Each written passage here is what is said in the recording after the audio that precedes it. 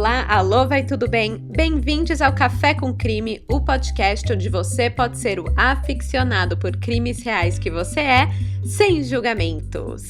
Eu sou a Esté Zorbi, ou a Dona Café, vocês me chamam do que vocês quiserem, crimezeiros. E hoje eu trago para vocês um episódio cheio de história do Brasil, lá nas épocas de Dom Pedro II. Esse é o caso de Mota Coqueiro, que ficou conhecido como a Fera de Macabu. Ele era um fazendeiro de Macaé, que é uma região dos Campos Goytacazes, lá no Rio de Janeiro. E esse moço, ele foi acusado de matar 8 colonos na sua fazenda. E recebeu por esse crime a pena máxima, que na época era a morte. O caso é um dos crimes mais famosos do Brasil, pois muitos consideram que foi executado um inocente. Pois é bem tenso. Mas será que foi? Será que não foi? E se foi, quem que é o responsável? Por que esse suposto erro judicial aconteceu? É isso que a gente vai discutir hoje. Quer dizer, né? Na verdade, eu vou ficar aqui discutindo sozinha comigo mesma, mas você também depois pode ir lá dar sua opinião no Instagram, o @café com crime, ou no Twitter, o @caféccrime. Eu espero que você vá lá e fale, meu Deus, tá tudo errado, ou falar, é isso aí. Enfim, né? Adoro. Quem enviou esse caso foi a crimiseira Vanessa Silva, a @Vanessa_Silva, Silva com Y. Muito obrigado por ter recomendado esse caso. Fiquei totalmente absorvida nele, altas reviravoltas e muitas tretas, tipo novela mexicana. É muito bom. As fontes que eu usei para esse episódio foram Jornal do Comércio, Diário do Rio de Janeiro, Correio Mercantil, Periódico dos Pobres, Linha Direta, Nerdologia e Wikipédia, minha BFF. E só um lembrete, para quem curte podcast, o Café com Crime tem um financiamento coletivo aberto lá no Catarse, onde você pode apoiar com 5, 10, 15 reais, o que você quiser. Todo trocado, né, do cafezinho já ajuda a manter esse podcast respirando com vida. E além disso, você também pode comprar sua caneca crimiseira, ainda tem algumas disponíveis, então eu vou deixar o link na descrição desse episódio. Aí você clica lá, vai lá e seja feliz. E me deixe feliz também, tá bom? E com isso, bora começar do começo?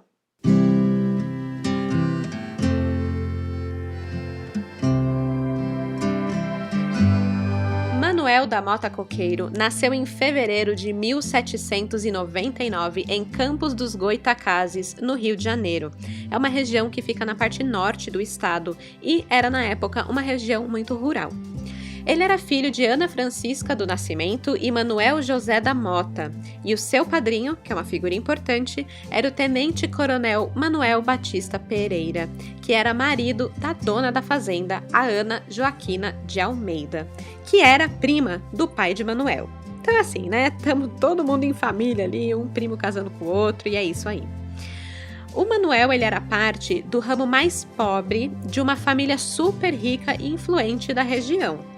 Só que pobre naquelas, né? Bem entre aspas, porque ele ainda tinha muita grana e muita terra, mas era menos do que os outros membros da família.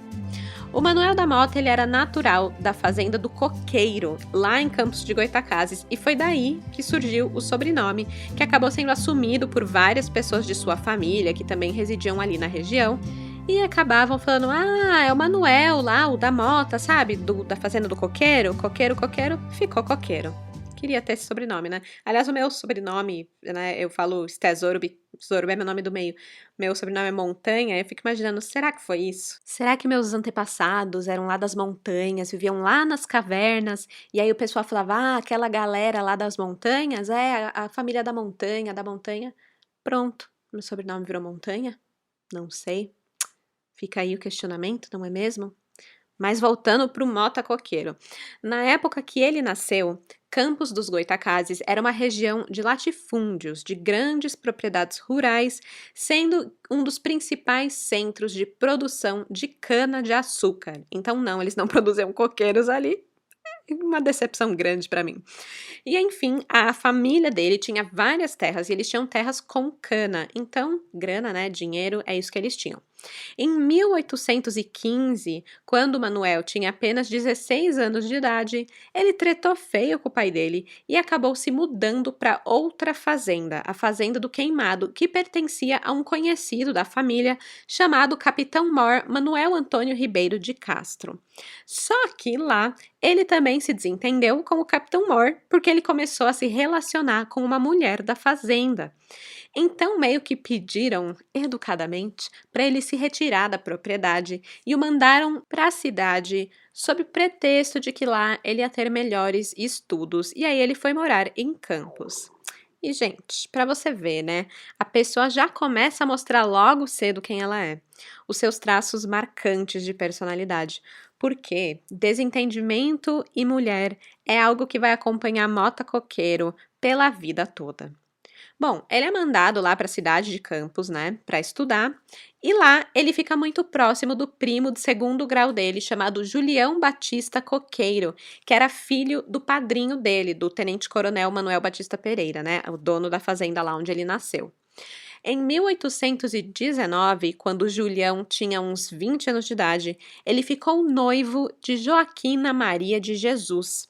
Só que nesse mesmo ano, ele teve que ir para a cidade do Rio de Janeiro para terminar os seus estudos, né? Ele fazia direito, ia ser advogado, pá, tal. E aí ele chamou o primo de canto, né? O Mota Coqueiro, e falou assim: Ó, Manuel, fica de olho na Joaquina por mim, hein? Cuida dela, confia em você. Logo mais eu volto e, ó, vou casar, vou pôr um anel no dedo dessa moça. E aí o Manuel obedeceu, né? Falou: beleza, eu cuido dela. Só que ele ficou tão de olho na Joaquina e cuidou tão bem dela que eles acabaram se apaixonando. Aí eu falei, né? Eu falei, mulher é um problema constante na vida do motocoqueiro. E não porque a mulher é um problema, tá? Longe disso. É que esse cara, ele não sabe controlar a cabeça de baixo, meu. Ele vai pegando todo mundo descriteriosamente. Apareceu na frente, ele tá pegando. Em 7 de fevereiro de 1820, fazia tipo um ano que o Julião estava no Rio de Janeiro, só um ano, era pouco tempo, o Mota Coqueiro se casa com a Joaquina, a ex-noiva do primo. Muito talarico, né? Talarico! Obviamente, né, o Julião ficou putaço e nunca perdoou o primo por isso, né? Por esse fato. E aí, como uma boa novela mexicana, que é essa história, a Joaquina, ela acaba falecendo 3 anos depois do casamento, no dia 1º de março de 1823, devido a uma pneumonia. É bem triste, né? Mas pelo menos ela viveu intensamente, ao que tudo indica, seguindo os desejos do coração dela. O Mota Coqueiro, que ficou viúvo aos 21 anos de idade, ele ficou extremamente abalado, porque, apesar de tudo, aparentemente ele realmente amava muito ela, né? Mas a vida segue. Em novembro de 1824, ele recebe um lote de terra como herança, e era parte de uma grande fazenda chamada Fazenda Bananal. Pô, não podia mudar de nome, né? Bananal, mano. Sacanagem. Ai. O lote fazia parte de um terreno muito maior, que tinha sido dividido entre 11 herdeiros. Entre esses herdeiros estava Úrsula das Virgens Cabral. Não sei se ela era relacionada ao Pedro Álvares Cabral, quem sabe? Mas o que eu sei é que ela era uma prima muito distante de Manuel, e os dois acabaram se conhecendo durante esse processo de herança. E o processo foi tipo um Tinder para eles, né? Porque, ó, deu match. Os dois eram jovens e viúvos, ela era mãe de 2 meninos, os dois estavam com terras vizinhas ali, um coladinho no outro, eles tinham familiares muito influentes, ela era sobrinha do coletor de rendas Gerais de Campos dos Goytacazes, que era tipo um chefe da Receita Federal na época. Então, assim, tinha interesse, rolou um lance e o Manuel a pediu em casamento em 1832. O casamento dos dois, da Úrsula e do Manuel, também foi uma ótima estratégia para eles conseguirem expandir o seu território. Junto com a esposa, o Manuel passou a possuir 5 propriedades bem grandes ali, propriedades rurais, no atual município da Conceição de Macabu, que na época era uma parte do município de Macaé. E com isso, né, claro, com terras, com dinheiros, com plantações, vem influência.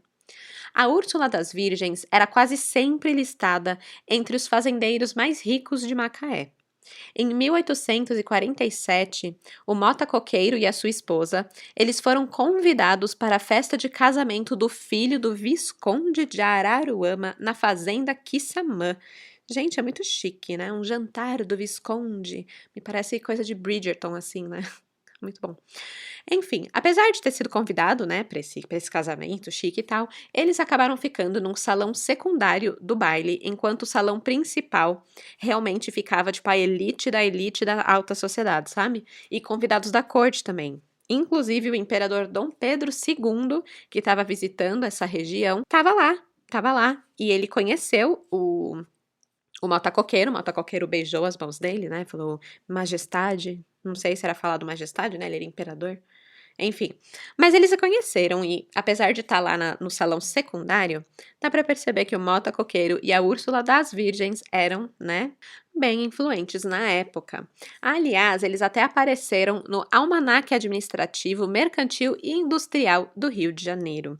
Esse almanaque ele continha textos sobre a corte brasileira, os ministérios, a legislação imperial, além de dados de censo e tal. Era basicamente um catálogo da alta sociedade e da corte do Rio de Janeiro.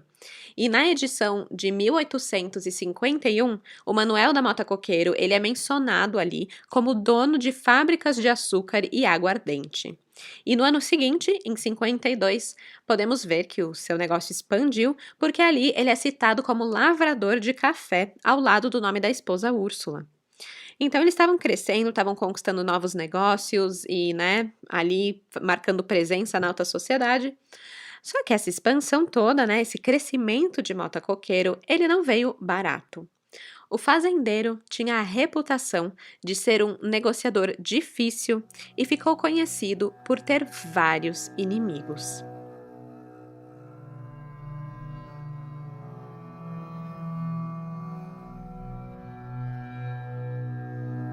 Em 1839, ele adquiriu terras que pertenciam à Ordem dos Beneditinos, que eram os jesuítas.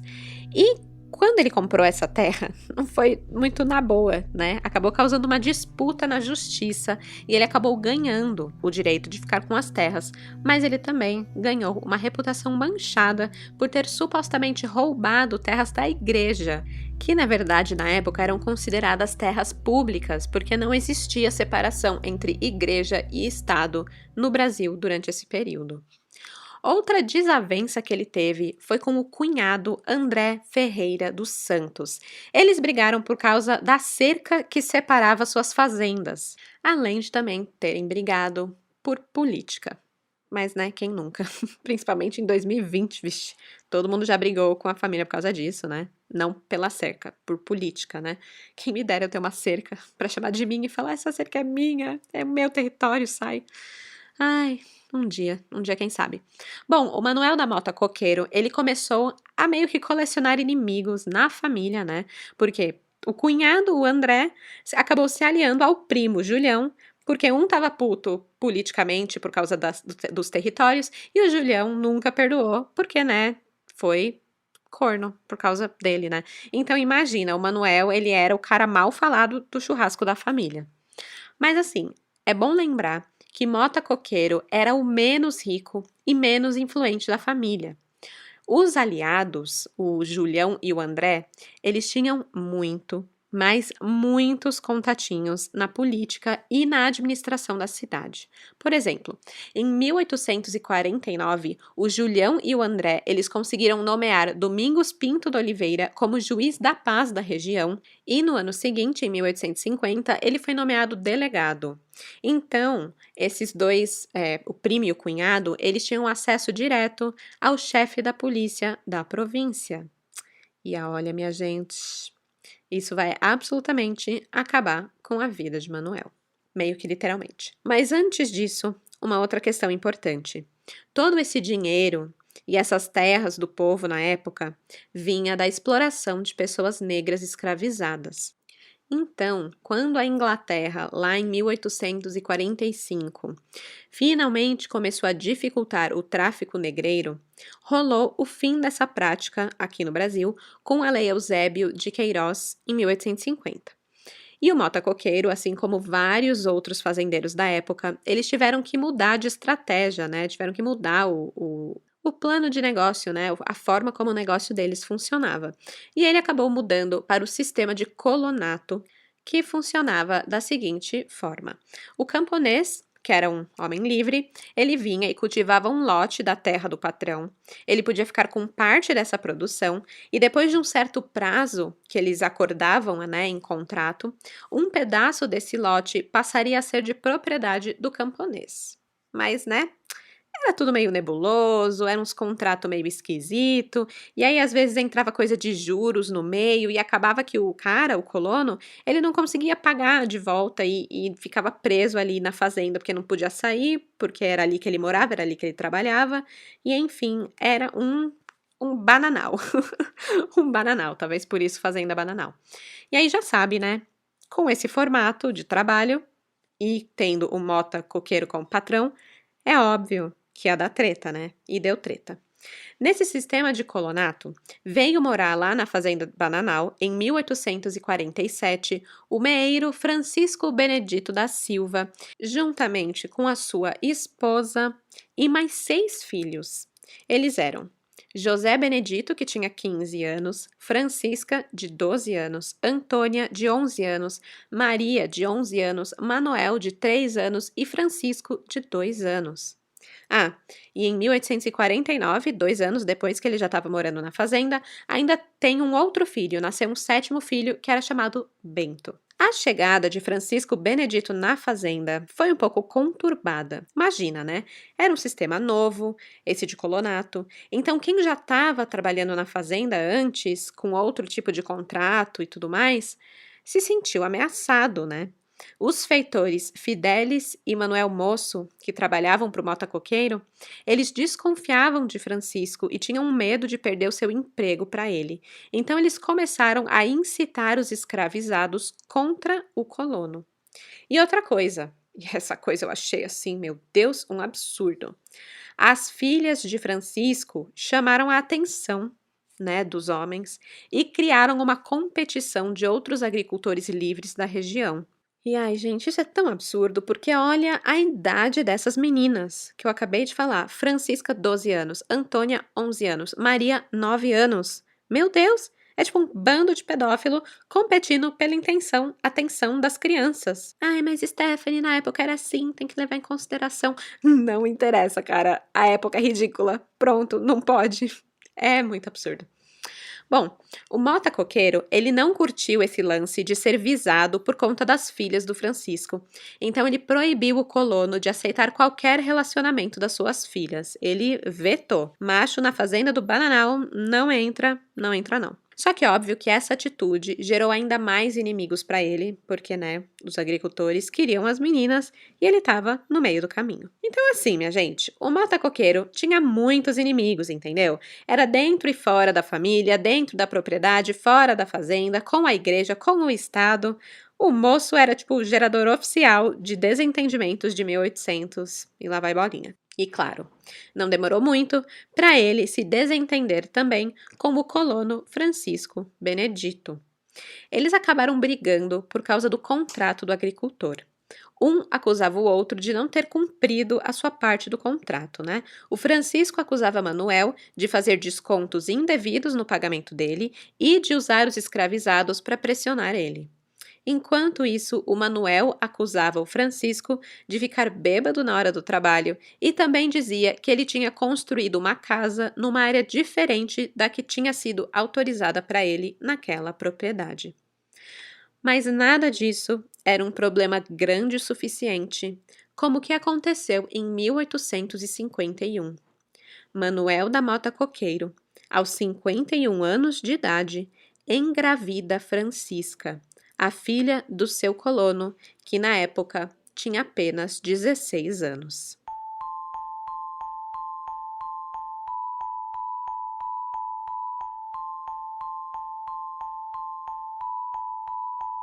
Manuel, que era casado com Úrsula das Virgens, se envolveu nesse caso amoroso com Francisca, a filha mais velha do Francisco Benedito, o colono da Fazenda Bananal.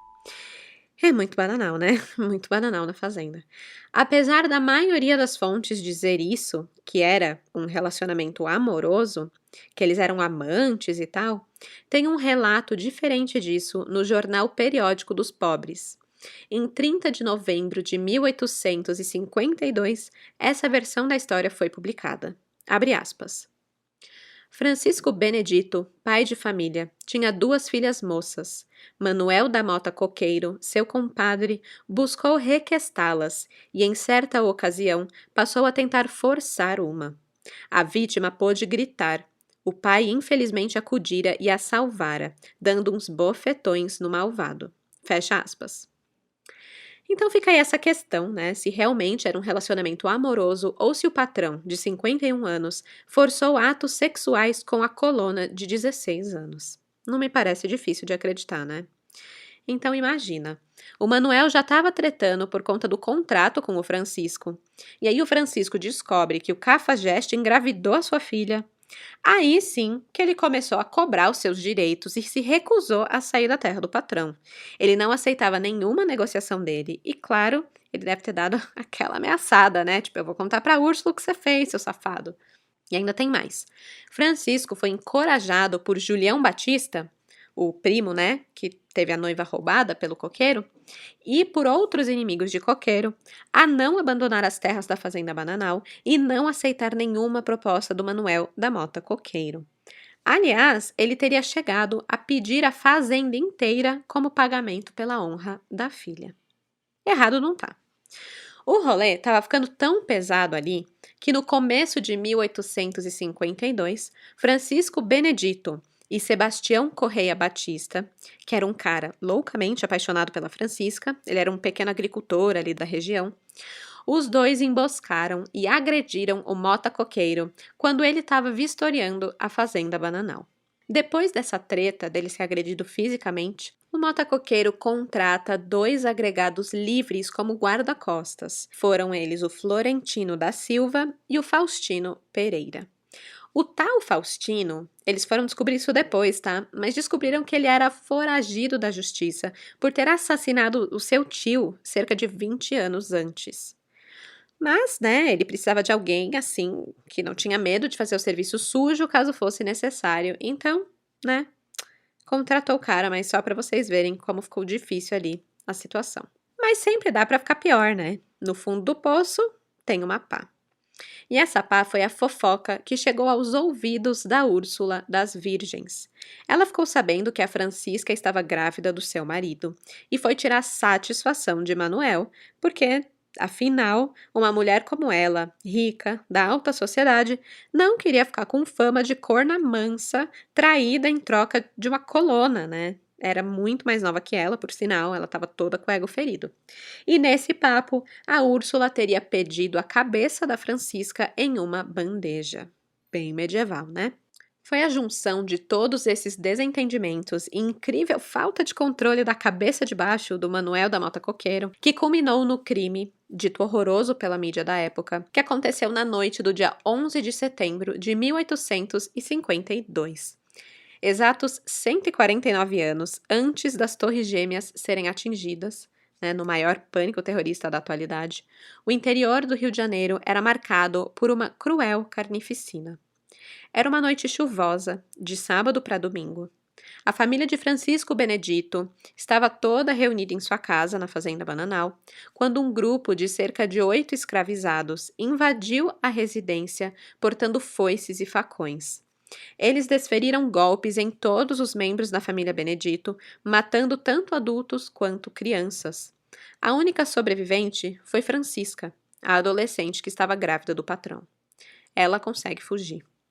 Os criminosos juntam os corpos sem vida dos Beneditos, colocam um sobre o outro no centro da casa e incendiam os cadáveres na cena do crime. A ideia era acabar com qualquer prova de homicídio, né? Culpar um incêndio acidental pelo crime, pela morte dessa família. Mas, como eu disse, era uma noite chuvosa, chovia muito e logo o fogo se apagou. A casa não queimou e os corpos ainda podiam ser identificados. A casa da família Benedito ficava no meio do nada, no meio da fazenda Bananal, a mais de 2 quilômetros da casa do patrão. Então ninguém ouviu nada, ninguém viu nada. No Jornal do Comércio, do dia 29 de setembro de 1852, há uma descrição de como encontraram os corpos. Abre aspas. Descobriu-se este fato horroroso porque os cães e aves carnívoras começaram a cercar a casa e alimentar-se dos corpos que ficaram sobre a terra mutilados a golpes de foice. Fecha aspas.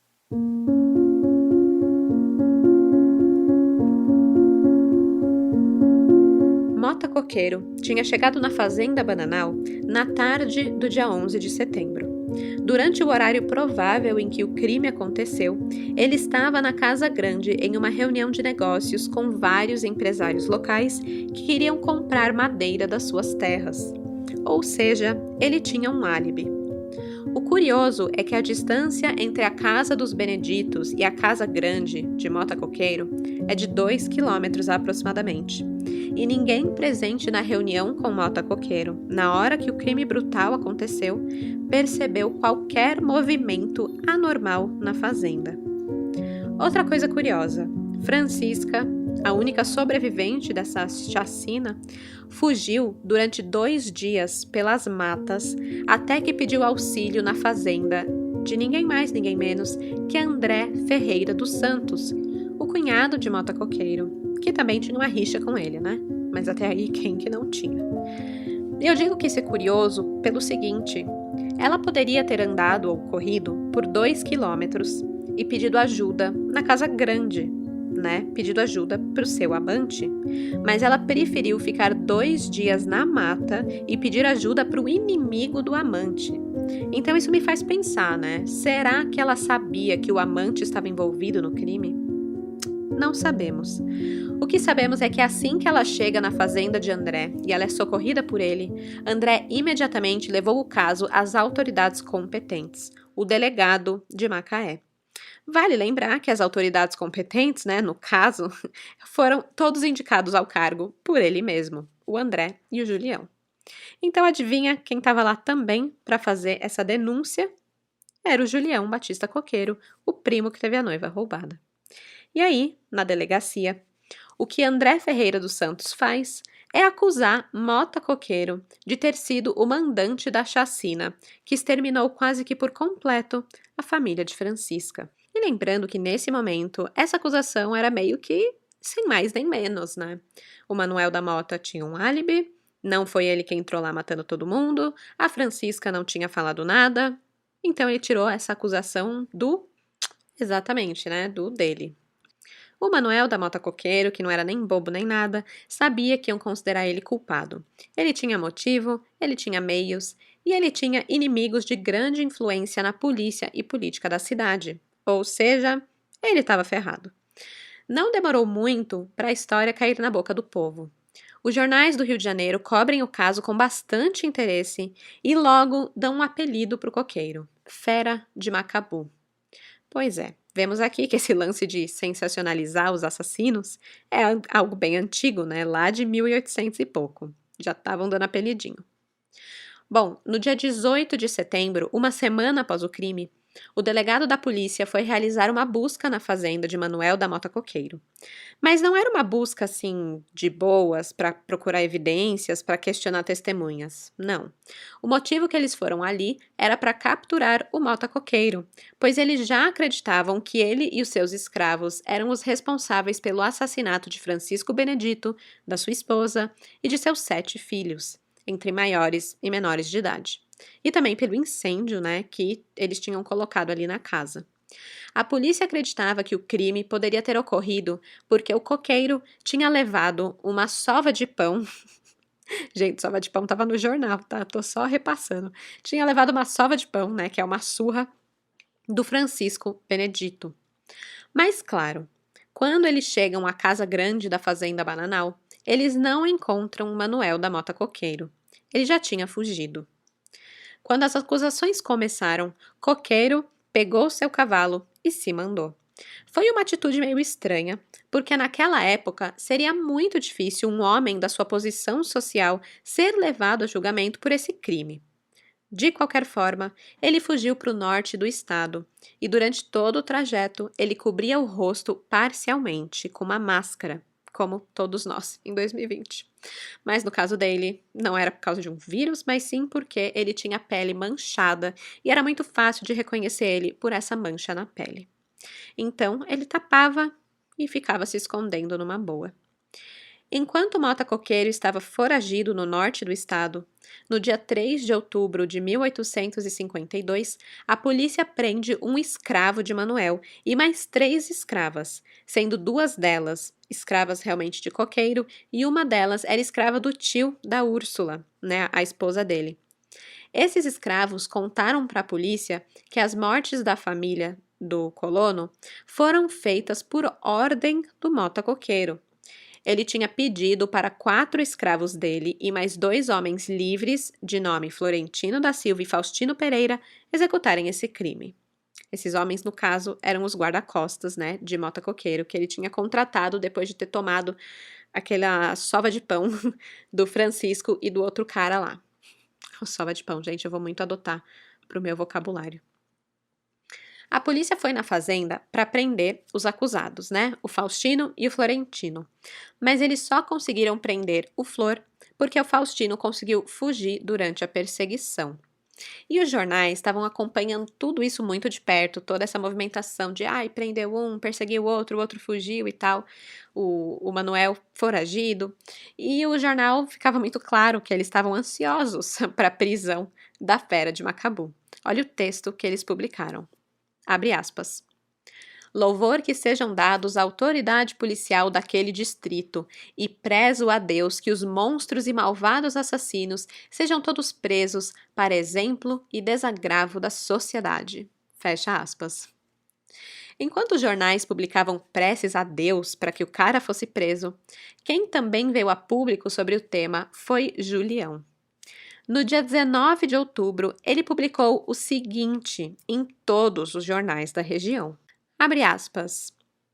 Julião Batista Coqueiro, fazendeiro em Campos, não tendo parentesco algum com Manuel da Mota Coqueiro, a quem se atribui o assassinato de uma família composta de 9 pessoas e horrorizado com tal fato, tem mudado o seu nome para o de Julião Batista Pereira de Almeida, o que faz público e certo para conhecimento de todos, sendo esta a sua assinatura de hoje em diante. Fecha aspas.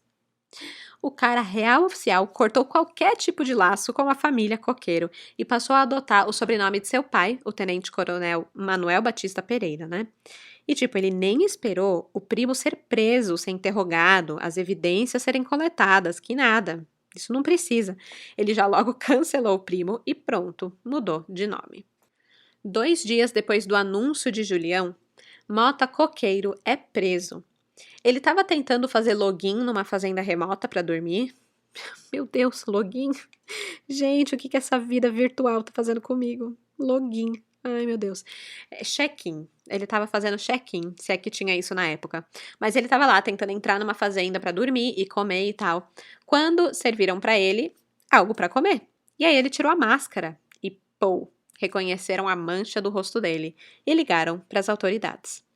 No dia seguinte, outro escravo dele também é preso como sendo um dos executores do crime. Foi um homem chamado Domingos. A escolta com os presos chegou a Macaé à tarde e foi recebida pelo povo, que corria de todos os cantos para ver a grande fofoca do momento, que era os presos. E claro, né, eles não ficaram paradinhos, comportados, vendo os presos serem levados. Não, eles estavam gritando sobre os horrores que eles tinham feito, falava que eles eram homens possuídos por terem tirado a vida de tantos inocentes e fizeram um escarcéu ali nas ruas de Macaé. O preso Domingos, ele foi interrogado na casa do delegado Barbosa durante mais de 24 horas. Eles tinham chegado lá por volta das 5 horas do dia 23 de outubro e saiu só às 8 horas da noite do dia 24 de outubro. Diz o delegado que ele respondeu a todas as perguntas com coragem e sangue frio. E aí, depois disso, ele foi levado para a cadeia. No dia 24 de outubro, a polícia novamente vai realizar uma busca na casa do Mota Coqueiro, mas dessa vez é uma busca de verdade para procurar evidências. E eles encontram. Na senzala dos escravos, eles acham as roupas ensanguentadas das vítimas.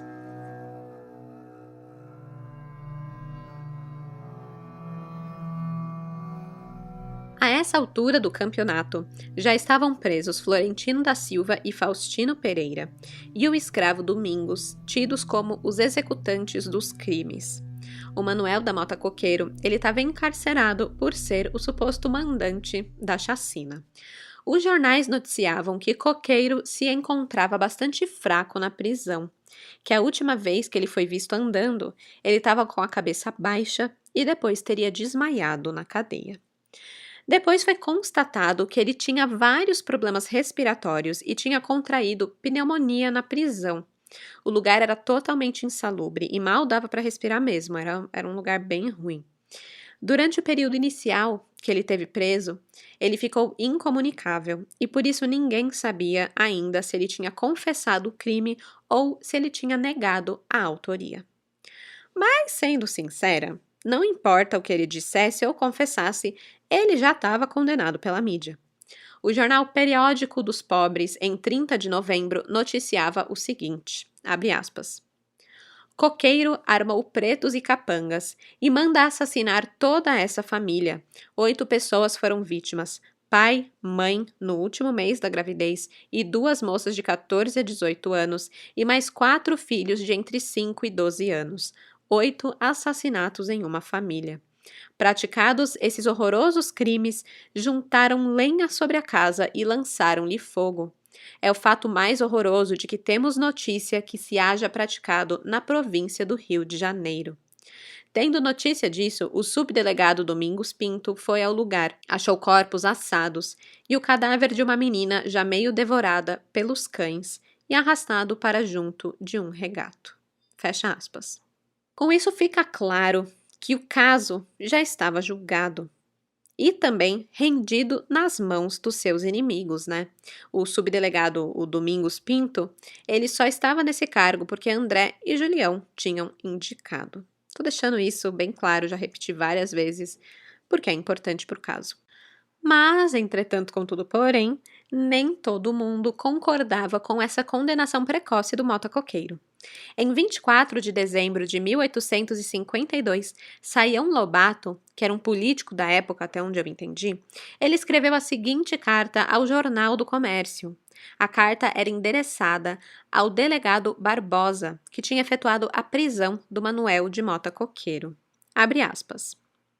No dia seguinte, à remessa de Mota Coqueiro, dignou-se o senhor Dr. Barbosa de procurar-me em minha casa, onde me achou prostrado na cama muito enfermo.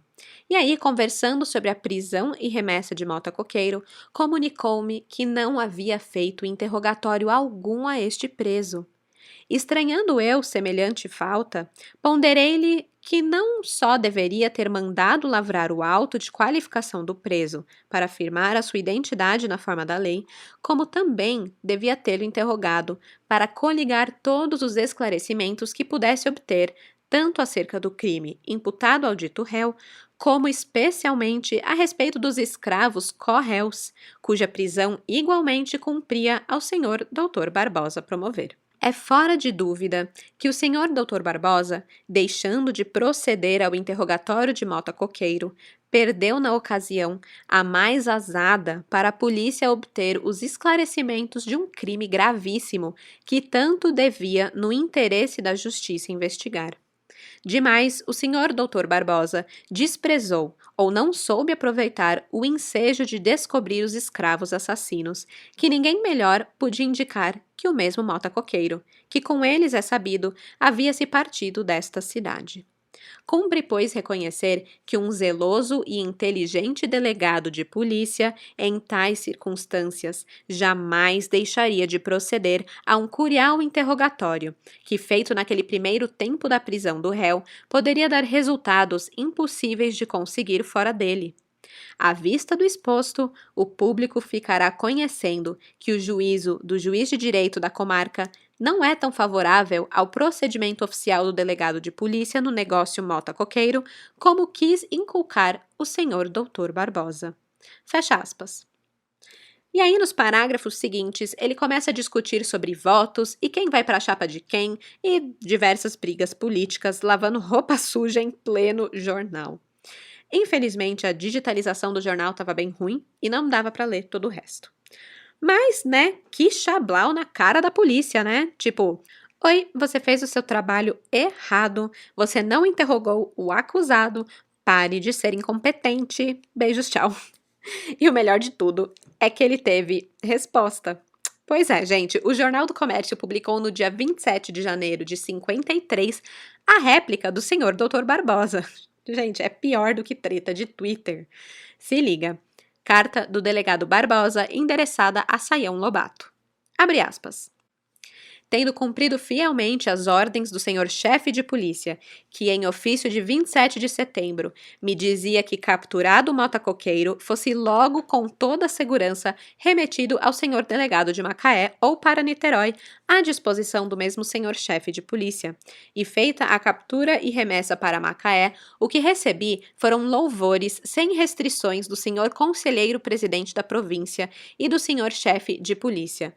E feita a captura e remessa para Macaé, o que recebi foram louvores sem restrições do senhor conselheiro presidente da província e do senhor chefe de polícia, os quais ambos são jurisconsultos pelo menos tão hábeis como o possa ser o senhor Sayão Lobato. Fecha aspas.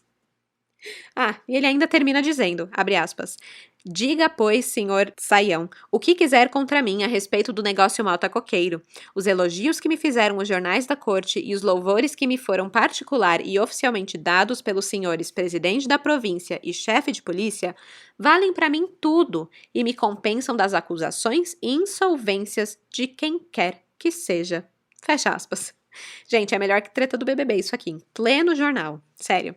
Tem mais de meia página de jornal do cara falando, você não me atinge, eu não preciso disso, recebi elogio de gente mais importante que você, então foda-se você, Sayão Lobato. Tipo, vixe, é bom demais, né? Muita treta, vixe. Mas voltando aqui para o caso, o que eu quero mostrar para vocês é que desde o momento em que Mota Coqueiro foi preso, tinha muita coisa acontecendo de errado com o processo todo da investigação dele. E isso não ficou por debaixo dos panos. A merda foi jogada no ventilador por gente importante que ficou debatendo os erros do caso no jornal.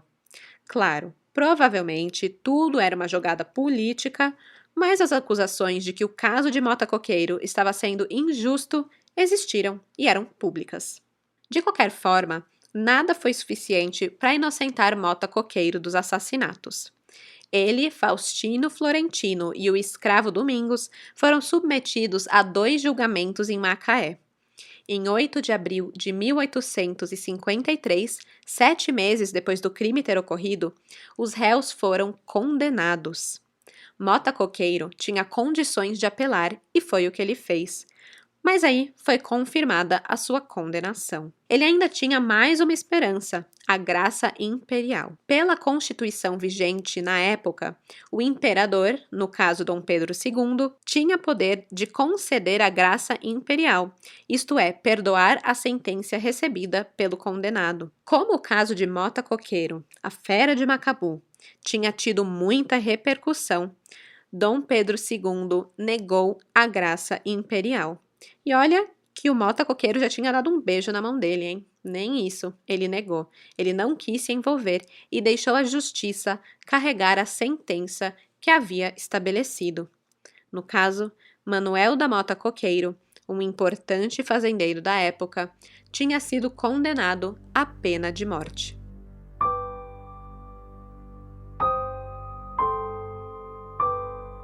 Esgotados todos os recursos, Manuel da Mota Coqueiro esperou mais 2 anos na prisão até chegar o dia da sua execução. E olha, esses 2 anos acabaram com o bichinho. Os jornais de março de 1855 o descrevem da seguinte forma, abre aspas, Coqueiro já não é o homem forte e robusto que vimos aqui em 1852. Seu rosto sombrio, os lampejos de seus olhos, que tinham alguma coisa de repulsivo, estão reduzidos à impassibilidade do cedo. É homem de uma estatura elevada, rosto comprido, sobrancelhas por demais carregadas, espessa barba inteiramente branca, assim como o cabelo da cabeça. A miséria de seus trajes regente um raio de ingratidão indesculpável para quem tinha o dever de socorrê-lo, fosse qual fosse a atrocidade do seu crime. Fecha aspas. Em 5 de março, Manuel foi trazido da prisão na capital até Macaé pelo navio de guerra Pedro II. Junto com ele estava uma escolta composta por 52 pessoas. Quando Manuel desembarcou, ele teve dificuldades para andar e precisou ser amparado de cada lado por policiais. Ele precisou parar diversas vezes num trajeto de 600 metros entre o navio e a cadeia local, onde ele iria ficar até a sua execução. Naquele dia, foi visitá-lo na cadeia o reverendo vigário Leitão, para oferecer ao condenado as últimas consolações para o seu espírito. O vigário ouviu a confissão do réu, conversou com ele por mais de meia hora e viu que ele apresentava sinais visíveis de arrependimento e contrição. Ao vigário, o Manuel disse que desejava fazer seu testamento. De imediato, trouxeram até ele um tabelião, o qual escreveu as últimas vontades do réu. A execução foi marcada para o dia seguinte, dia 6 de março, às 2 horas da tarde. Mas foi um pouco demais para Manuel passar a sua última noite na cadeia, contando as horas para sua morte. Por isso, lá pelas 4 horas da madrugada, ele pegou um pequeno frasco de vidro que tinha encontrado embaixo do seu estrado, o quebrou e tentou se ferir em diversas partes do corpo. Ele tentou se matar antes que o matassem.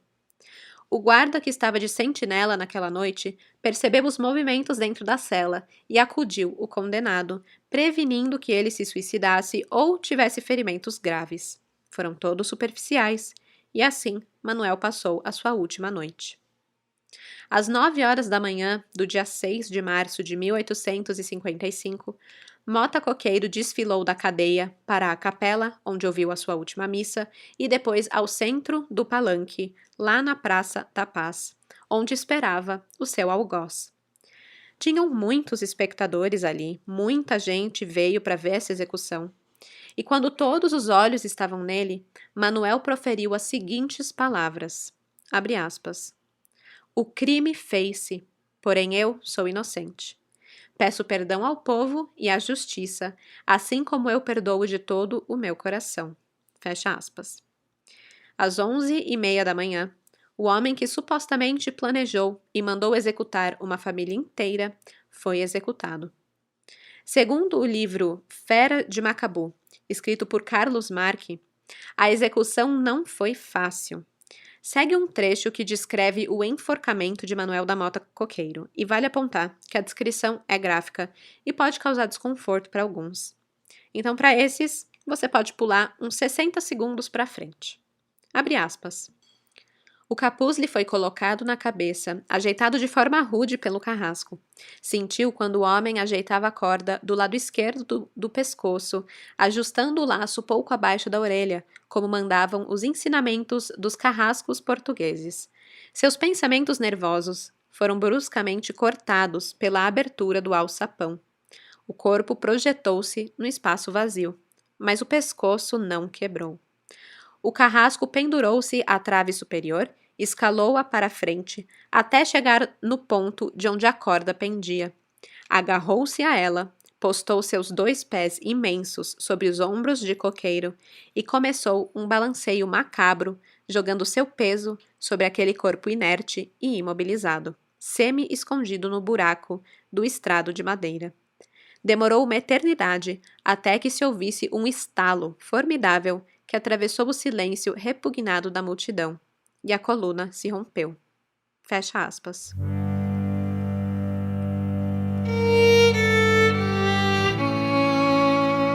Existem algumas questões relevantes de serem mencionadas em relação à pena de morte no Brasil e o caso da Fera de Macabu.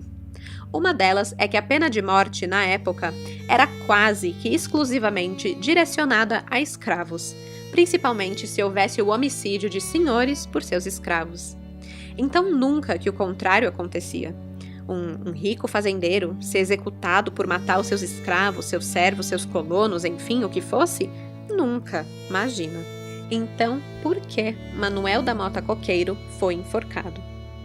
E aqui eu nem cheguei na parte de analisar se ele era ou não culpado, tá? Mas mesmo se ele fosse culpado, ele não seria executado dessa forma por sua posição social e a forma como as leis funcionavam na época. Então, o que aconteceu? Um erro judicial capital. Quando Manuel da Mota Coqueiro ele é capturado e instalado o processo contra ele, o que se vê é uma série de equívocos na condução desse caso. Primeiro, uma escrava, chamada Balbina, é a principal testemunha de acusação. Mas pelo que previa o Código de Processo Criminal da época, os escravos não podiam ser testemunhas de acusação, principalmente se fosse contra o seu próprio senhor. Isso é racista? Sim, é, claro. É errado, com toda certeza é errado, mas era a lei da época. E no caso de Manuel, não foi respeitado. Segundo, todas as acusações foram na base do ouvi dizer. Disseram, né? Fulano disse que ouviu do ciclano que o Manuel mandou matar. Ninguém foi testemunha ocular, só tinham testemunhas auditivas, né? Ouvi dizer tal coisa que fulano disse que viu ou ouviu.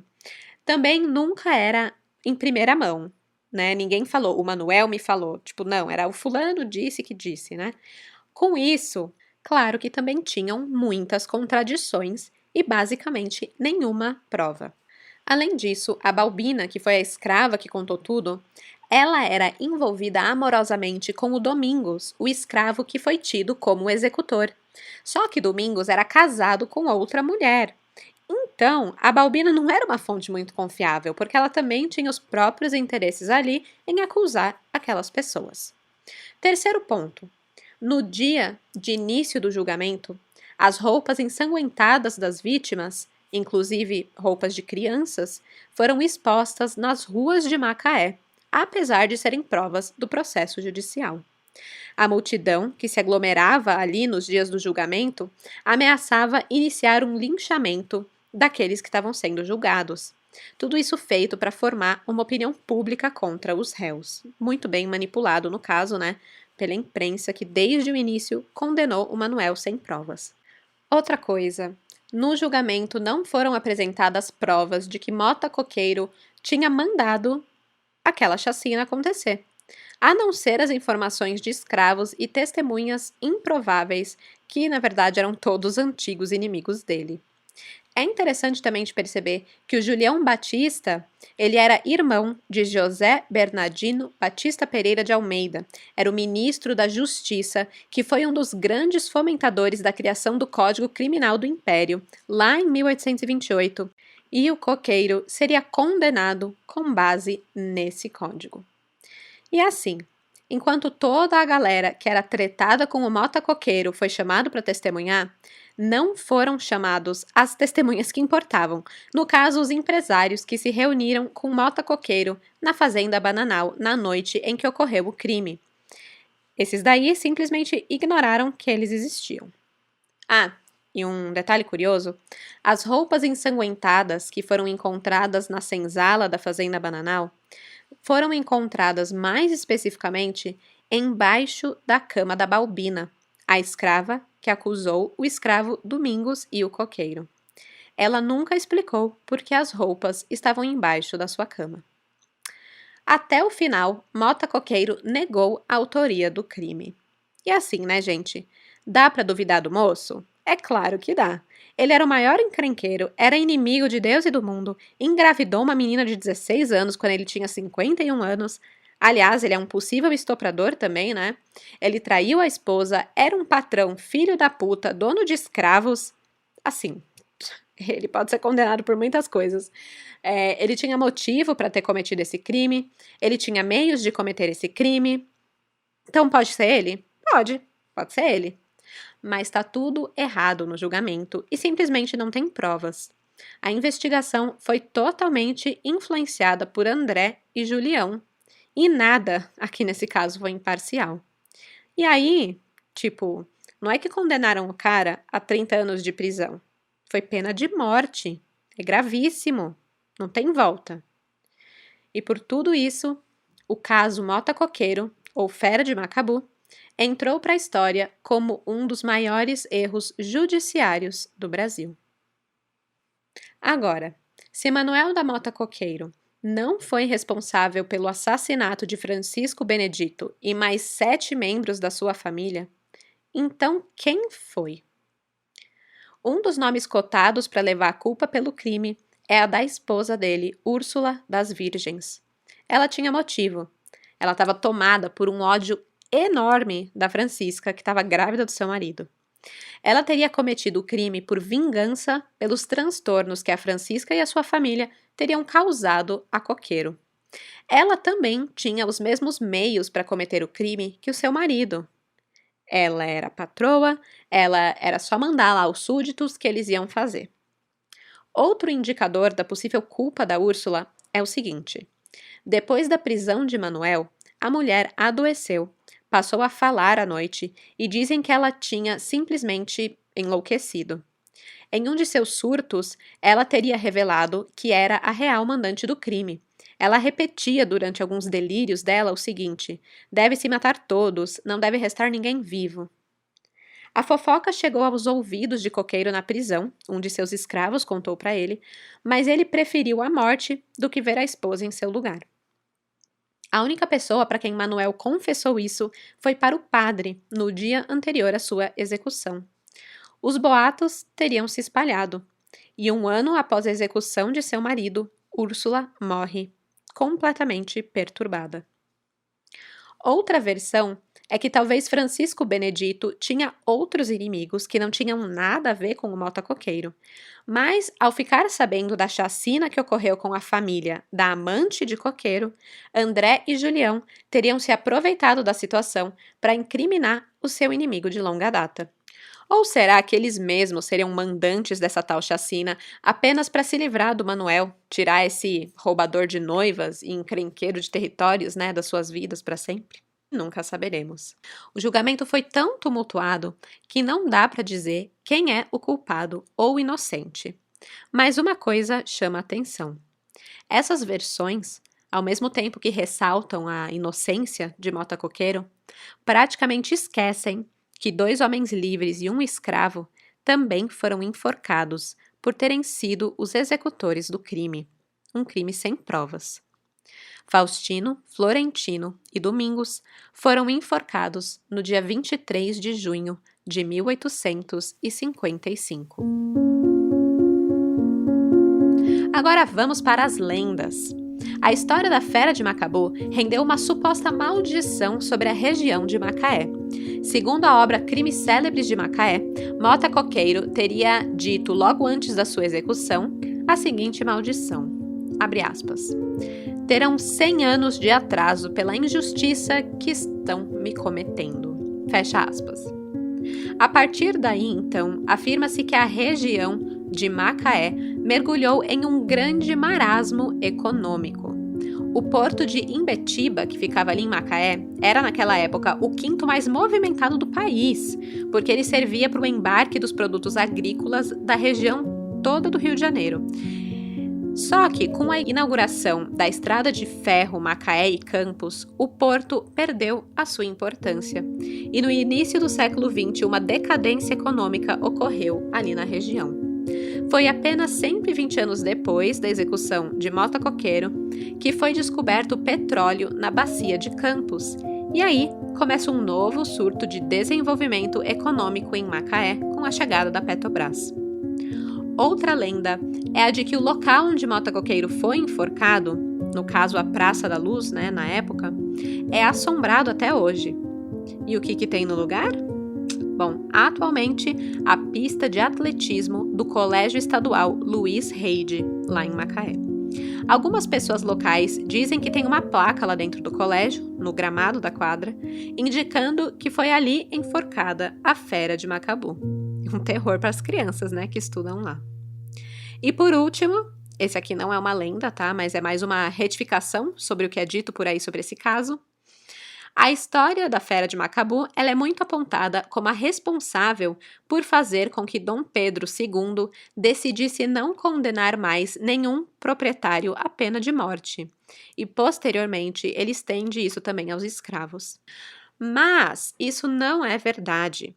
Houveram outras penas de morte aqui no Brasil depois da execução de Manuel da Mota Coqueiro. E convenhamos, né? A gente nem sabe se, na verdade, Dom Pedro II ficou sabendo de todos os erros judiciários desse caso. Bom, depois da execução de Mota Coqueiro em 1855, o imperador mandou executar pelo menos 16 homens livres e no mínimo 30 escravos. O último homem livre condenado à morte e executado foi provavelmente José Pereira de Souza, no dia 30 de outubro de 1861. O último condenado à morte e executado, mesmo, foi o escravo Francisco, enforcado em 1876, lá em Pilar dos Alagoas. A pena de morte para crimes civis foi abolida apenas com a vigência da Constituição Brasileira de 1891. Crimezeiros, esse caso dá o que falar. Daria para ficar horas aqui debatendo a questão da pena de morte, tentando traçar um caminho até um provável culpado para esse crime e, claro, tentando descobrir o que aconteceu depois com a Francisca, né? Gente, eu não achei nada sobre ela, mas eu espero que ela tenha ficado bem, que tenha criado o filho ou a filha com muito amor, paz e tranquilidade. Talvez o rapaz lá que gostava dela, o tal do Sebastião, que deu um sova de pão no Manuel, talvez ficou junto com ela, tenha acolhido ela, viveram um romance incrível e viveram felizes juntos para sempre. É isso que eu espero, né? Team Francisca aqui, guerreira sobrevivente. Bom, meu povo, se vocês curtiram esse caso e querem mergulhar ainda mais nele, esse é o seu dia de sorte, porque o caso virou filme. Lançado em 2007, Sem Controle, conta a história de um diretor de teatro, o Danilo, que fica obcecado com essa história da inocência de Mota Coqueiro. E aí, estimulado por uma mulher linda e misteriosa, o Danilo ensaia uma peça sobre Mota Coqueiro, com ele próprio interpretando o fazendeiro e os demais papéis vividos por pacientes psiquiátricos de uma clínica onde ele trabalha. E aí começa a rolar um negócio ali, os limites entre real e imaginário começam a se confundir e Danilo é forçado a reviver os fatos históricos em primeira pessoa. É bem interessante a sinopse, né? Achei bem doido. Eu não consegui assistir antes de gravar o episódio, mas fica aí a dica. Pra galera que prefere mais livros, tem o Fera de Macabu, a história e o romance de um condenado à morte, que foi escrito por Carlos Marque em 1998. E também tem um outro livro que foi escrito, se eu não me engano, foi escrito 20 anos depois do enforcamento do Manuel. Ou seja, é lá de 1800 e pouco esse livro. Ele tá disponível online na Biblioteca Nacional, tá lá digitalizado. Ele se chama Mota Coqueiro ou A Pena de Morte, que foi escrito por José do Patrocínio.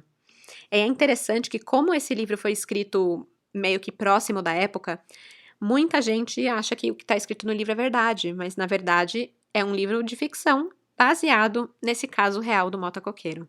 Então, confundiu todo mundo ainda mais. Que história, né? Que caso. A gente acha que o Brasil tá imune a essas tretas de ops, condenei alguém à morte sem querer. Mas não, né? A gente também tem a nossa história, mas às vezes a gente varre a sujeira pra debaixo do tapete, né? Eu fiz uma enquete lá no Instagram, o @cafécomcrime, pra saber quem já tinha ouvido falar dessa história antes. E 89% de vocês não conheciam esse relato. É um número alto, né? A gente acaba não conhecendo a nossa própria história, até porque não ensinam certas coisas na escola. E, gente, eu não vou entrar aqui muito a fundo no mérito de pena de morte, a favor ou contra, mas eu queria deixar uma recomendação para vocês. Tem um podcast americano que eu amo de paixão, chamado Criminal. O episódio 156, chamado Sister Helen, é o penúltimo episódio deles. Conta a história de uma freira que acompanha condenados à morte durante a sua espera no corredor da morte e depois na sua execução. Cara, é um dos episódios de podcast mais fortes que eu já escutei na vida. Eu fiquei toda arrepiada quando eu escutei e me ajudou muito a entender melhor o que é a pena de morte para uma pessoa. E uma frase que eu achei marcante desse episódio foi a seguinte: todo ser humano vale mais do que a pior coisa que ele já fez. Eu vou postar esse episódio, a indicação, lá no Instagram para vocês poderem ouvir, porque é muito incrível. E com essa recomendação, eu vou encerrar o nosso episódio da Fera de Macabu. Normalmente de quinta-feira eu posto fotos do caso, né, lá no Instagram, mas esse caso aconteceu em 1852, então não tem muita foto. Porém, eu vou postar lá no Instagram as recomendações que eu mencionei aqui, filme, livro, podcast e algumas outras fotos que eu encontrei relacionadas a esse caso e o tema dele. É isso, crimezeiros! Vanessa Silva, muito obrigada por recomendar esse caso. Eu amei demais falar um pouco sobre a história do Brasil aqui no Café com Crime. Até a próxima quarta, pessoal, e até lá, não crie tretas com seus primos e cunhados, porque de desgraça já basta esse podcast. Tchau, tchau!